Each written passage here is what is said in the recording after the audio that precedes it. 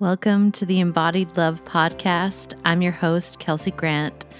In this show, we'll be exploring all things love, relationships, and the creative fulfillment of living a life on purpose. If you're someone who wants to leave this world a little better and really make the most out of your human experience, you're a creative, a lover, a human who is here to embody the full essence of love, this podcast is for you. Join me for conversations about the real stories, lessons, and mistakes that make up a life well lived and a human well loved. Let's dive in. Hello, lovers. Welcome back. Today, we're going to talk about something that's really been up for me lately. And I thought, what better way to kind of just work this through my system than to have a conversation with all of you about it? Because if it's something that's up for me, it's probably up for you in some capacity if you've been following me for a while, because that's what resonance is all about. And so today I really want to talk about this concept of a level up kind of love. And what I've been noticing is that my work is really not for the masses, so to speak. And the reason I think that is because of the level of depth to which my body of work goes. Like, it's really rich, it's really deep. It will require something of you, and because of that, of course, the ways in which I teach are designed for people who are playing a big game in life, who are up to really cool shit, who are creating. They're creatives. And a creative doesn't necessarily mean an artist, but like you're an active creator of your experience. You're not just going through the motions of life. You're not just accepting mediocrity and you're like, well, I guess this is the best it can get. That's not who my body of work is for. My body of work is for the people who understand that they have a soul mission and they are devoted to that mission.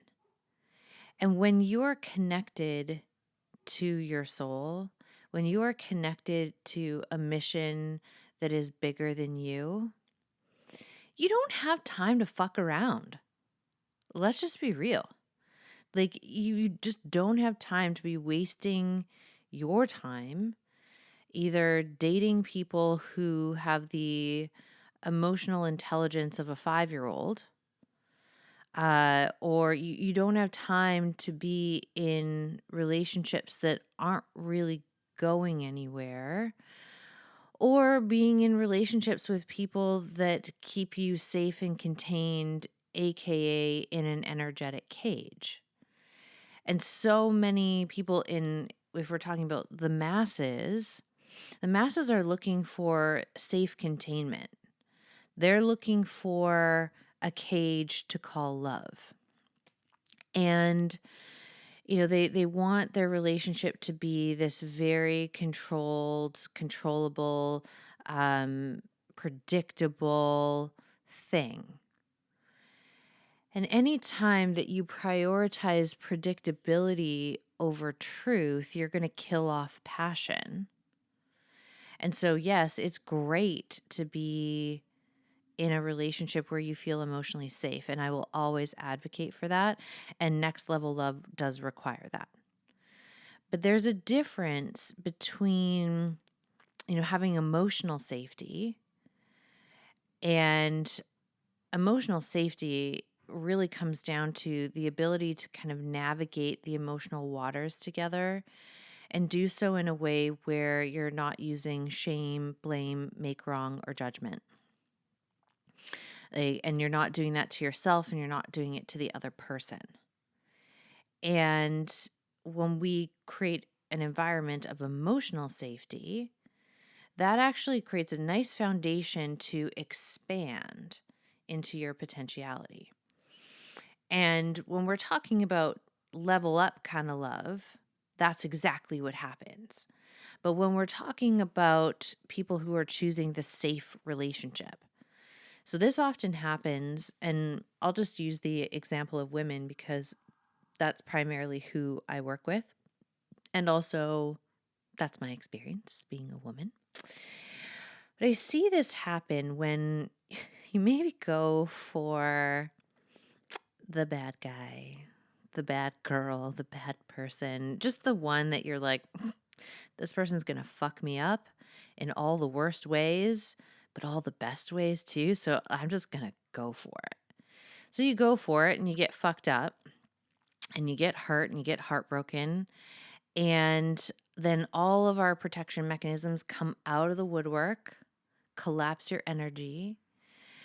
And then this is kind of the distinction between someone who's going to go on that path of next level love versus like the mundane sort of love. Is the mundane track will then immediately go to the safe choice. And the way that this kind of gets constructed in the mind is we collapse that passion, that sexual chemistry, and we collapse it with blame, shame, make wrong, and judgment.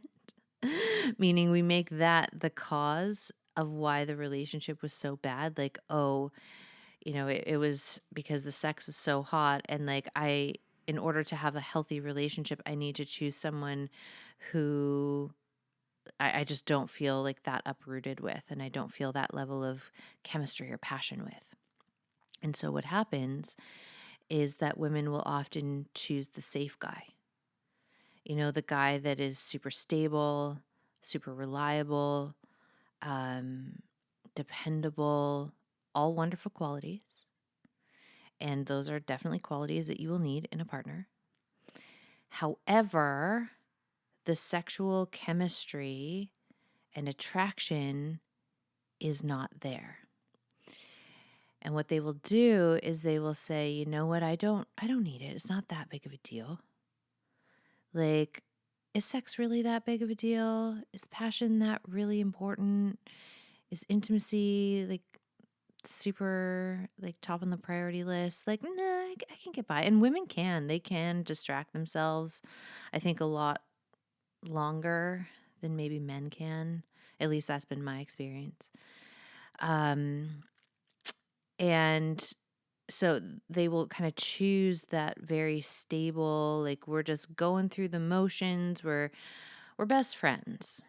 We get along, good human, but I don't want to fuck them.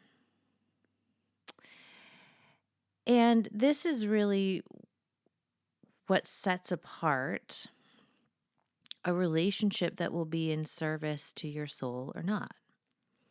Because a relationship that's in service to your soul means your whole human gets fed, which means all of your needs get tended to, get prioritized. We find ways that are really healthy and relational to meet those needs. Whether that's, the way that you create your relationship and your relational agreements, whether that is, prioritizing conversations that are uncomfortable but necessary. And see, the majority of people who do relationships just aren't interested in doing the heavier lifting that level up and next level kind of love requires. Like, people, I think, like the idea of a level up kind of love until you realize what's required of you. Until you realize that, oh shit, I really have to be on my game here. Like, this type of relationship, I can't get away with my shit in. Because a next level love is going to call you to a level that you haven't gone to yet. And it'll continue to keep calling you to grow and expand beyond who you know yourself to be. And that's one of the most glorious parts of being in a relational dynamic like that, because you are always growing, moving, expanding. You're not stagnant.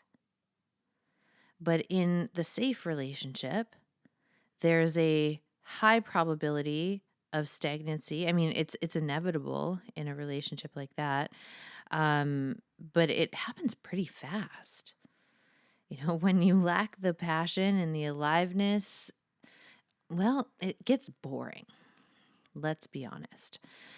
And when we don't have that passion, that electricity, that life that is flowing through not only our body, but the body of our partner, and then what we co create together, it gets dull really fast. And this is why a lot of, mainstream relationships are so tangled in drama, because it is their only access to that excitement and aliveness, because they have chosen a partner who they aren't actually attracted to, at least sexually, on that chemistry level. Like, compatibility is important, communication is important, chemistry is important. You actually need all of it in order to have a healthy, functioning, thriving relationship. And I think the reason why people choose, a relationship where, it's good, but it's not great, or, you have all of your needs met except for chemistry, is because on some level, our ego is like, yeah, let's play small. Like, I don't know, playing big and like following this soul mission, that's kind of confronting. That's scary. That's going to require us to have a really intimate relationship with the unknown. Nah. So if I choose a partner where, all of these pieces aren't being met, then I can focus on the drama that happens from having a chronically unmet need. And all of my creative energy gets siphoned off into thinking about the chronic unmet need. Or this happens a lot, where you develop coping mechanisms and patterns of behavior that give you a little hit of the thing that you're not getting. So this can, develop into really uh, dysfunctional relational behavior. It can get you into situations where you're like, oh shit, how the fuck did I get here? Like, yikes. Uh, I kind of was like flirting, and then I was like, oh, I'm in a relationship. Sorry, bye. It can get you into some pretty compromising situations if you are not tending to that area in a really healthy and reverent way. And so, and this is the thing about chemistry. You can't actually force it. Like, you either want to fuck them or you don't. You either want to kiss them or you don't. You either want to be close to them or you don't. And a lot of that has to do with our biology. Our hormones, our pheromones. That plays into chemistry quite a bit.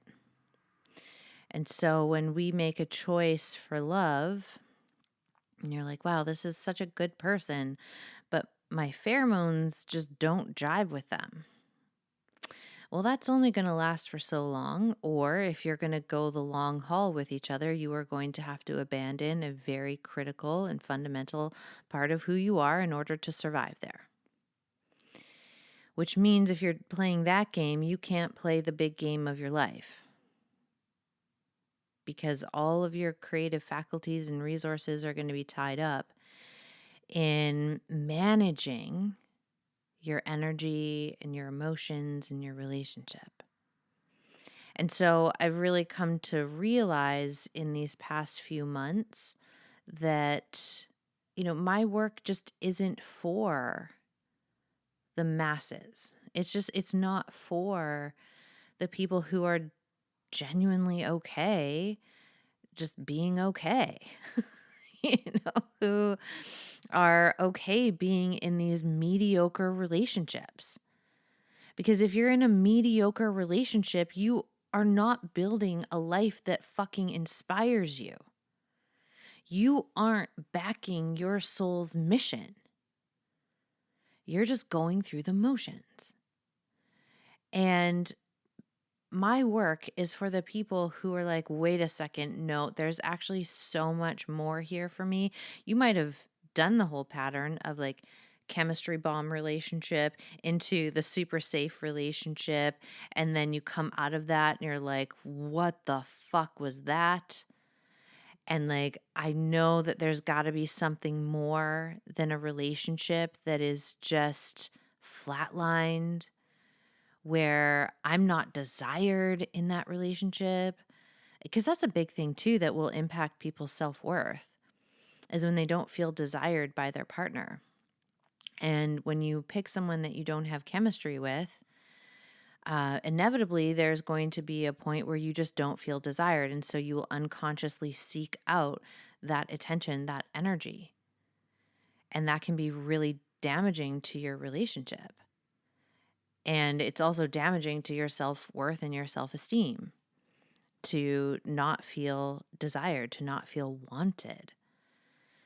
Like it's a big part of maintaining a healthy relationship. And this is why I always advocate for taking a little bit of time in the dating process. You want to make sure that you're aligned emotionally, that you're aligned intellectually, that you're aligned spiritually, physically. So you physically like their face and you like how they look. Energetically is another, important thing. Like, how do your energies dance with each other? And relationally, like, do you have kind of modes of relating that are compatible? And then, of course, you want to look and see and figure out if you have sexual chemistry and compatibility. Because without that, you're basically just friends. And there's obviously nothing wrong with being friends and having friends. I think friends are great. And of course, you want to be friends with your partner, but you also need to want to fuck them. And when that chemistry piece is off, it's very, very difficult to take your relationship in this co-creative direction that really amplifies the light in both people. Because that sexual energy is your life force energy. And there's some pretty cool shit that happens when you're actively tending to and nourishing that sexual energy in your dynamic. Like, if you want to talk about like popping your life off, creating a life of your dreams, you got to prioritize having a great sex life. Like, that's a big part of it. And I mean, we could probably go into many, many hours of conversation and discussion as to why that is. And maybe we'll do that in another podcast. Maybe we'll do that in an upcoming program. I don't know. But for now, just know that it is a crucial element of any functional relationship that is on that level up kind of love track. Like, I personally just don't want to be in a relationship that caters to my smallness, that allows me to play it safe. Like, I literally want to make the most out of my life and time on this planet. I want to look back on the very last day of my life and be like, wow, we fucking did it. Everything you wanted to do, you did. Like, you let your soul lead and look at this beautiful life that you created. And in order to really do that well in relationship, that requires a certain type of person. So I personally am just not interested in dumpster diving for love. And like, this is no shade if you want to be on a dating app, but like, I do not find that the energetics of dating apps resonates for me. So if I don't even resonate energetically with a dating app, there is no fucking way I'm getting onto one, because that is not going to be great for my energy if I'm not feeling it right from the beginning. And so by avoiding dating apps, I'm also avoiding a lot of the fucking trash behavior that happens on them. Like, if you look at the culture of a dating app, it's not exactly designed for like epic love.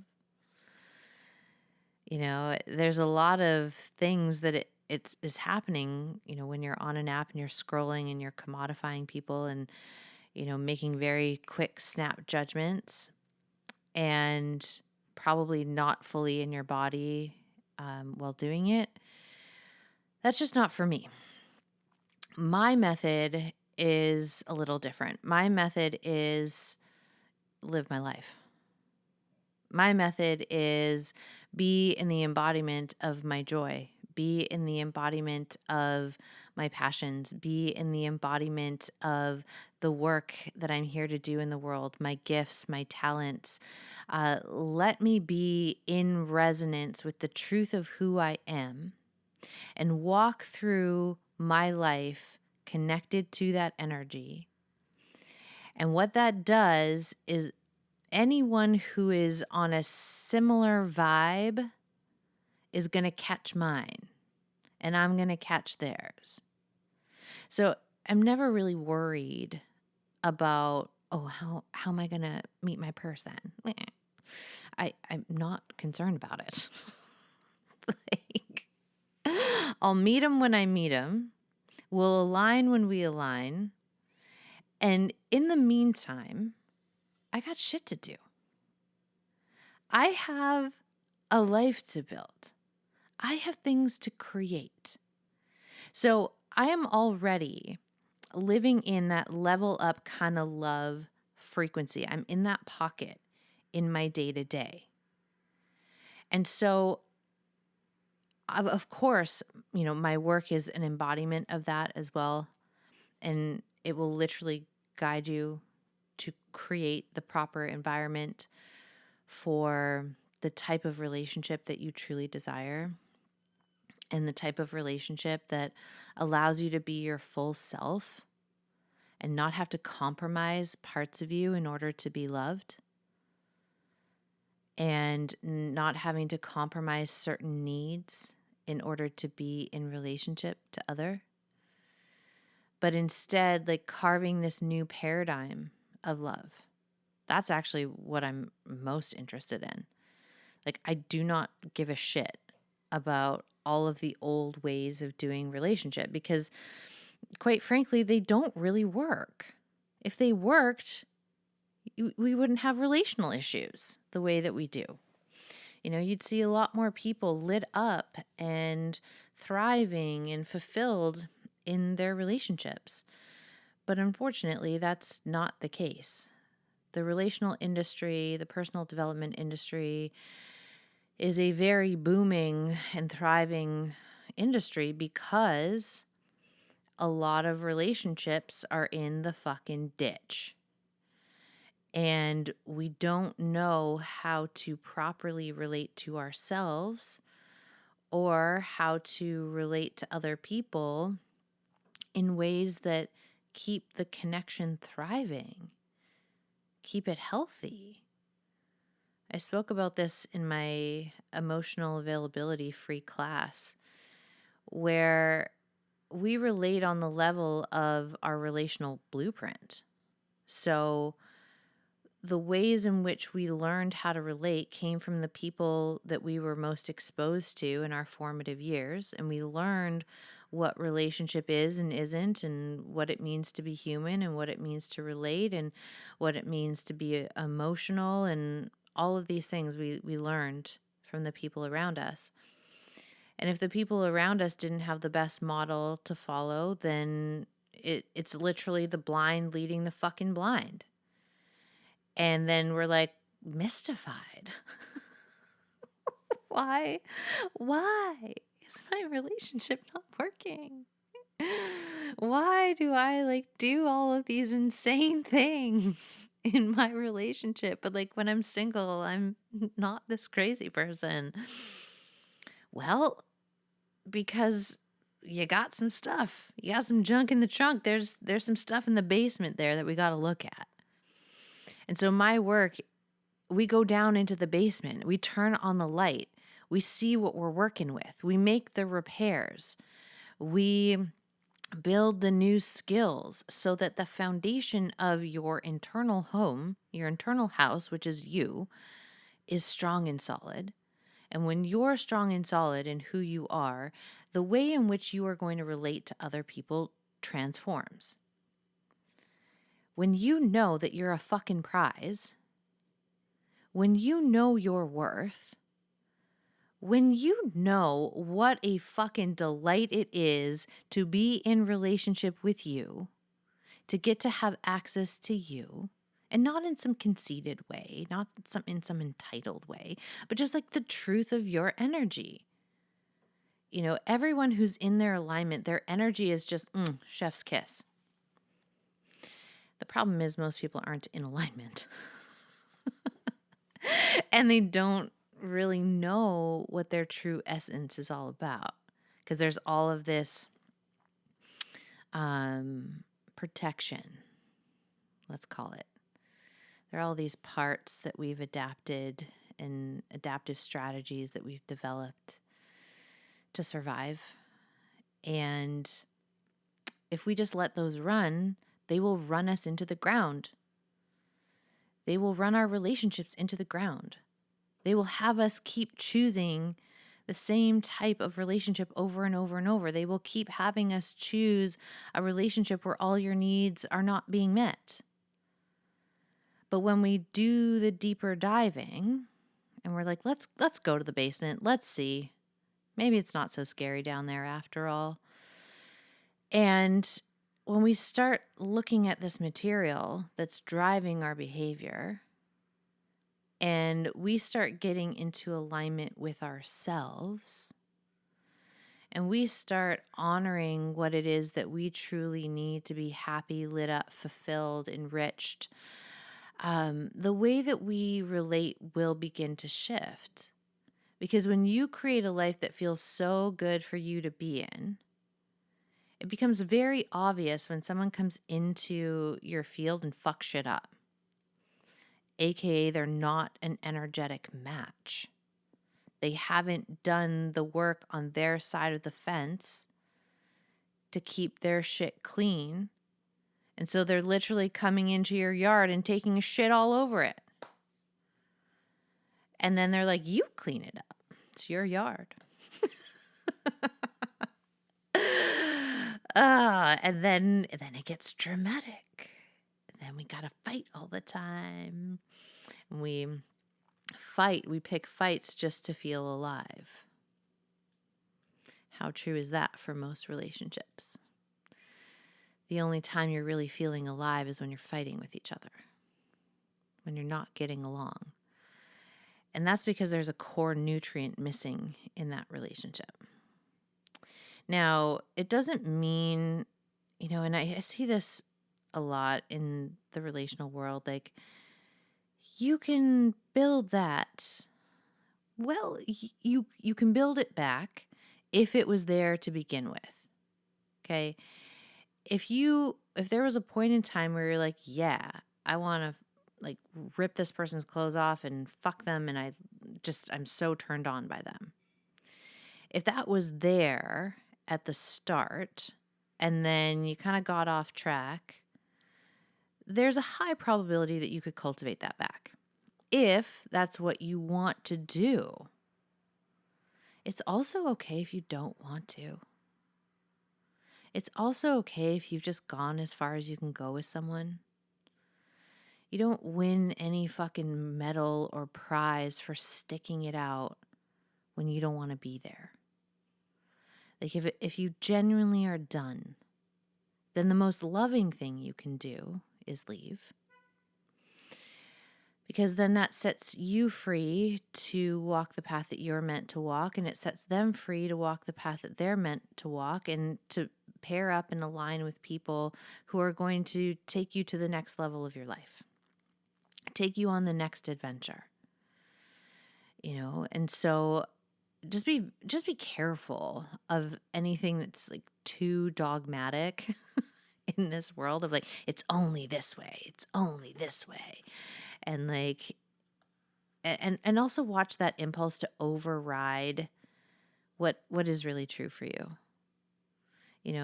If we hear stuff like, yeah, you should be able to cultivate that attraction back if it was there once, but like internally that feels like a rejection of self. It feels like abandonment of self. It feels like, ugh, no, thank you. I can't imagine putting in the time, the energy, and the effort. And it's too far gone. I had a relationship like that where, it wasn't a horrible relationship. We were best friends. We get along great. We can, the day-to-day of our life was fun. It was easy. Like we could coexist really well. Except I didn't want to fuck him. The idea of having sex literally made my skin crawl. So, I don't know. Call me crazy. But pretty sure that was a sign that we weren't aligned in that way. And that's fine. It's actually okay. And, it didn't make me a bad person because I didn't want to work on it. I think it would have made me a not so great person if I had continued to self-abandon to stay. Like I was willing to be the bad guy. I was willing to initiate the change in the relationship, to liberate us both from a dynamic that neither of us were thriving in. That's the thing. Like when things are good and you're just kind of coasting, you're not thriving. Coasting and thriving are two different things. And when you want a level up kind of love, you have to be committed to thriving more than you are committed to coasting. And this is, a conversation about our comfort zone, really. Because most people don't want to leave their comfort zone, which is why most people will never have that level up kind of love or that level up kind of life, because they're just not willing to do what it takes.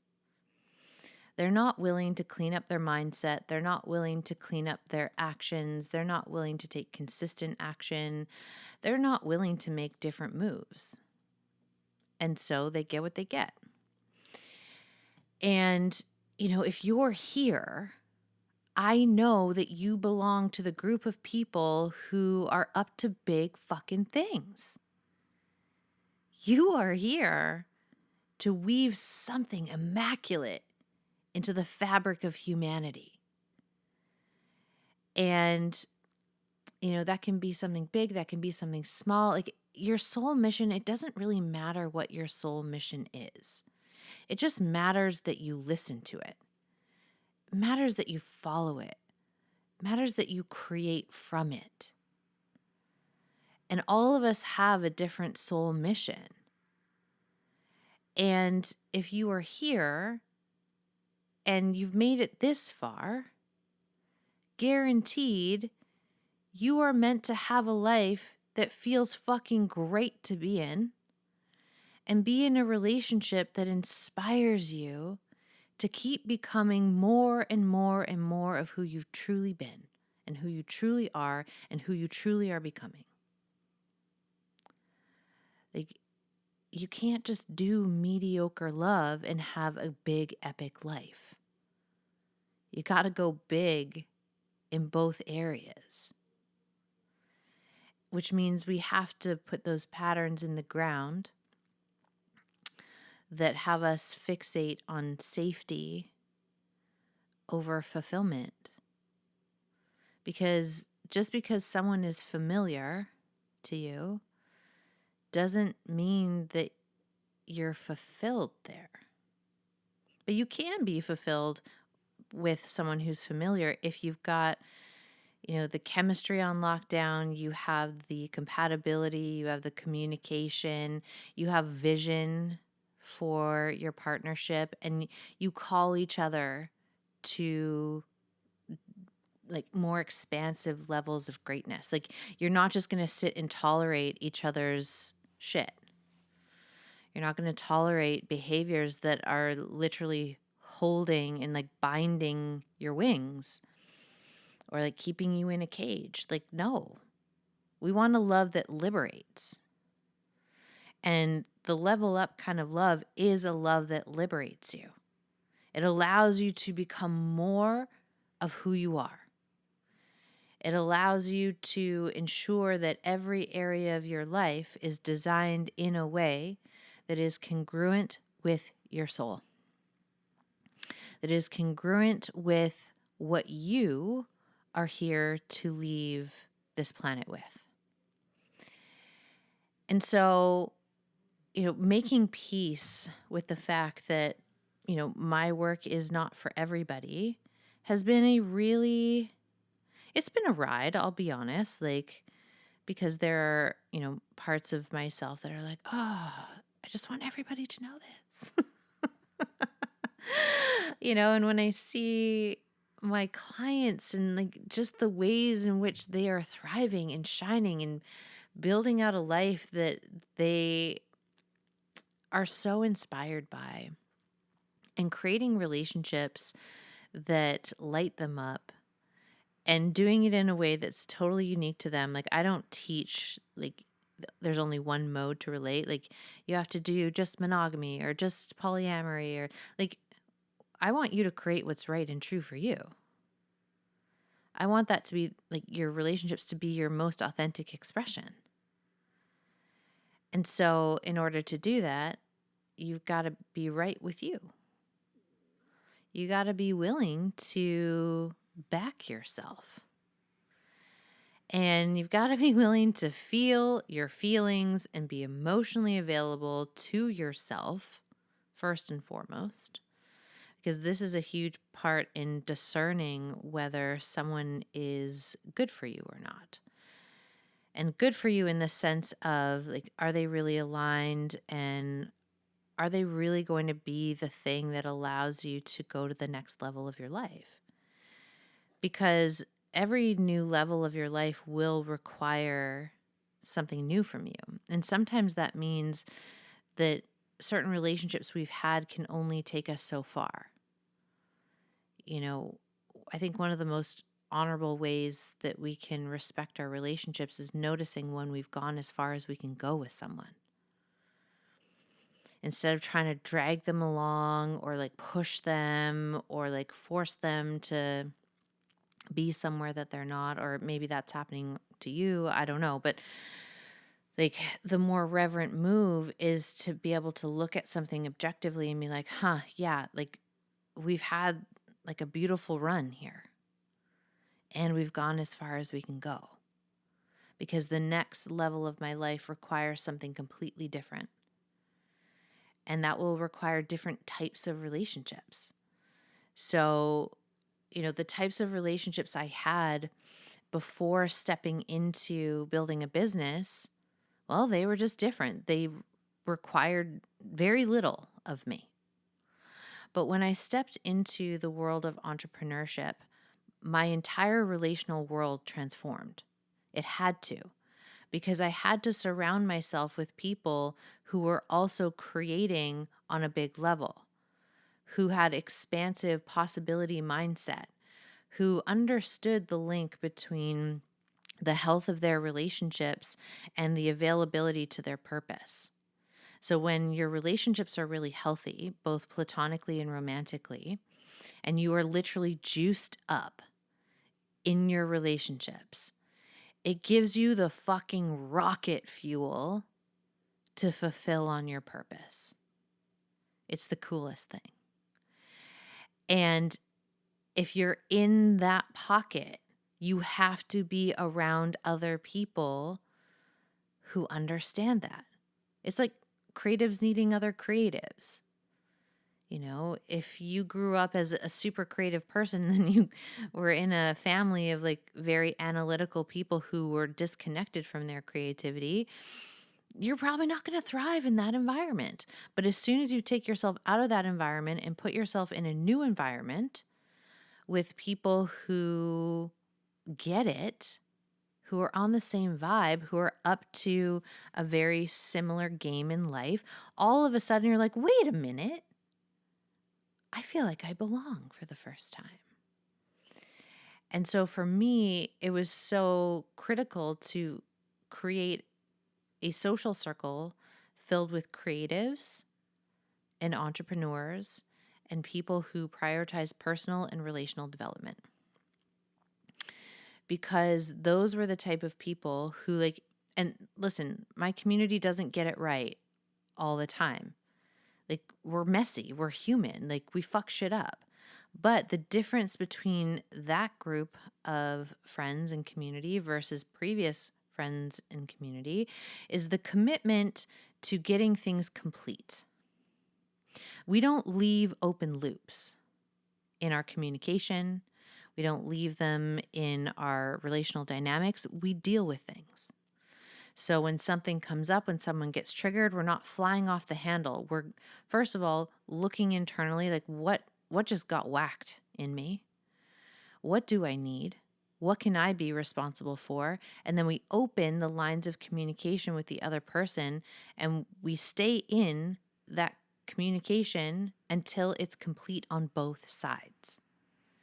And what that does is that it ensures that there's no energetic or emotional interference in our relationships with each other so that we can keep powerfully creating. Whether that's in relationship to our purpose, or keep creating in the relationship, or keep creating in the community, it doesn't matter. Like your life, your day-to-day is a creative process. So like if you have things that are incomplete, conversations that you're not having, lots of open loops, that's where your energy is getting siphoned off. And then there will be, a collapse of the energy so that you can try and recoup your energy that's getting literally leaked everywhere.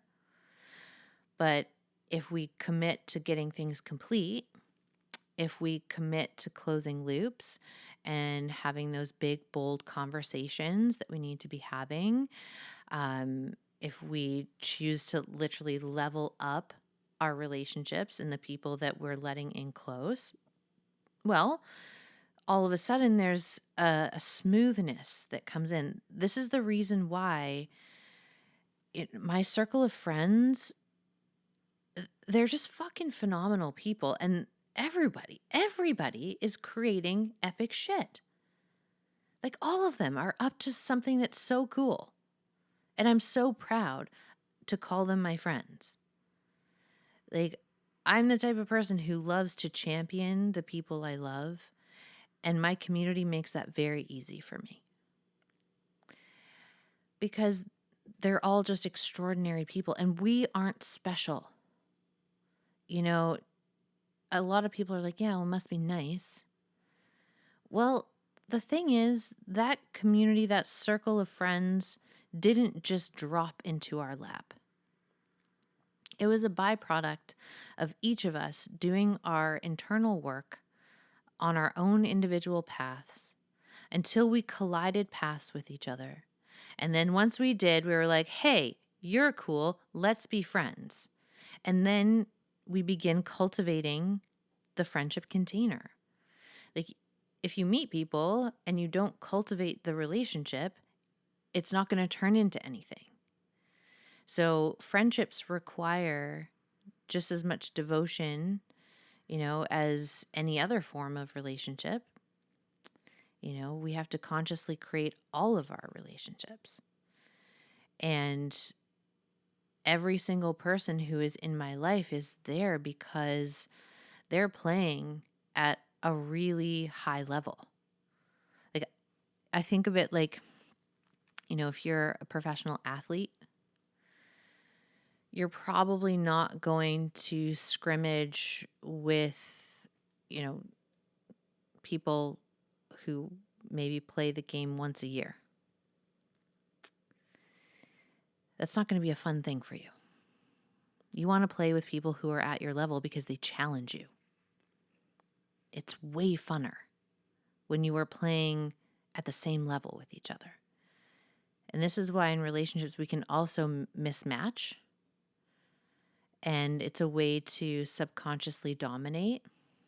If you're further ahead, I talked about this in the dating down episode earlier this year, the dating down pattern, where you date someone where you're like further ahead than they are so that they are having to like play catch up, but then you also get to maintain that position of power and authority over. You're untouchable. So it's one of the things that we do to prevent intimacy is choosing people not on our level, because if you choose someone on your level, they're going to see that. They're going to be like, what the fuck are you doing? Like, cut that nonsense out. Like, you're better than that. Like, don't you have better shit to do? And there's just something more that's required of you when you're playing at that level. And so I'm just so stoked to, be doing this work with all of you and to know that you are in that pocket. You are in that pocket of epic creators, of people who are not just accepting the status quo, who are really willing to do what it takes to create a life for yourself that feels really true, really authentic, really genuine, really honest, really congruent with who you know yourself to be. And this beautiful devotion that I know you must have if you are here to building and creating this level up kind of love, where you inspire each other, where you call each other to greatness, where you're supportive and you're loving, but there's also this passion, this spiciness that, nurtures and feeds your relationship. Your relationship has all of the core nutrients that it needs in order to thrive. And it's in the container of your relationship where all of these pieces are connected and thriving that you get to take more risks in your life. You get to take more risks when it comes to expanding into your purpose or becoming more visible in the world. Like, when your relationship is really healthy, the inspiration that it will give you to rise and shine and occupy more space in the world and share your gifts and your talents and literally just live all the way out. There's nothing quite like it. And obviously, like, it's important that you cultivate a relationship to yourself in a way where you are championing yourself and you've got those foundational roots of love locked down so that you can thrive in your life and like follow the threads of, your goals and your dreams and your mission and your purpose.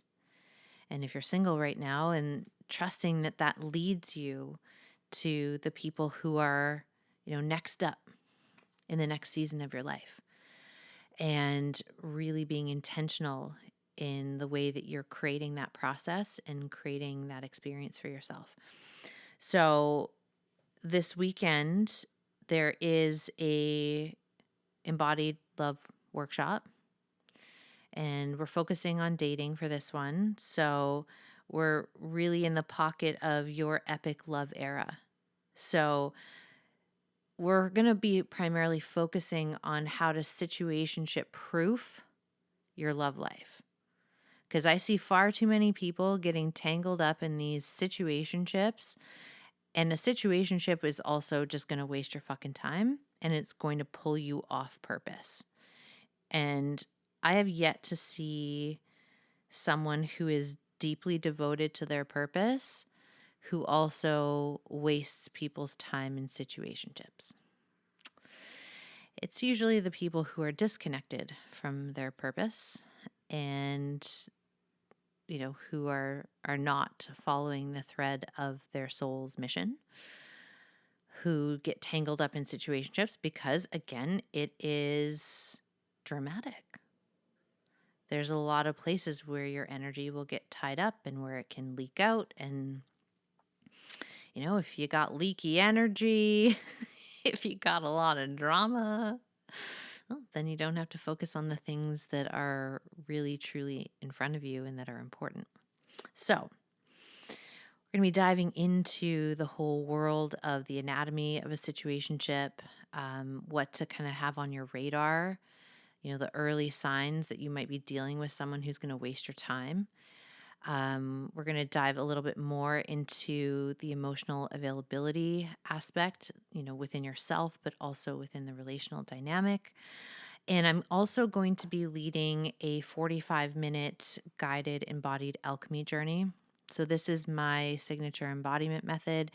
And this one in particular, we're going to be working with that spot in you that gets hooked into things that aren't good for you. So if you'd like to alchemize that, if you'd like to transform that spot in yourself, then this class is a perfect one for you to be at, because not only are we going to talk about it in the workshop, but then we're also going to get into the body and figure out where that hook is, and we're going to move that energy so that it's no longer a vibrational and energetic match for you to hook into those patterns. So you want to come play. These workshops are a choose your own adventure. There's a minimum price for the workshop, and then you choose your own adventure. There's a recommended price, which is $111, but there's a minimum price of $55. And you actually get to choose the price that's right and true for you. And, I love this because it's a practice in integrity. It's a practice in responsibility. And it's also a way for me to make the work accessible and also still really put some boundaries around who it's for and make sure that the people in the container are there for the right reasons. So if you'd like to come play, the workshop is on Saturday, 10 a.m. Pacific Standard Time, 2-hour workshop. There's a community space that everyone gets added to where I put in some digestion questions, where your replay will be posted. So if you'd like to come play there, I'd love to have you. Also, keep an eye out if you are on my email list, because this week with Black Friday, I'm going to be sending out some offers. If you'd like to dive into this work, I've got a couple different avenues for you to explore. And if you are new to me and you've never purchased anything before, I have a special offer for you as well. And all of that will be coming out this week. So I'm very, very stoked. And I would love to hear what you're taking away from this episode. If you found this episode helpful, I would love it if you shared it, whether that's with somebody else in your life who you think they would really benefit from hearing this conversation, or share it on your socials. And then reach out to me. Let me know what you're taking away from this episode. I would love to hear it. And I hope you have a beautiful rest of your day, your evening, wherever you are in space and time. And we will be talking to you soon. Bye, friends.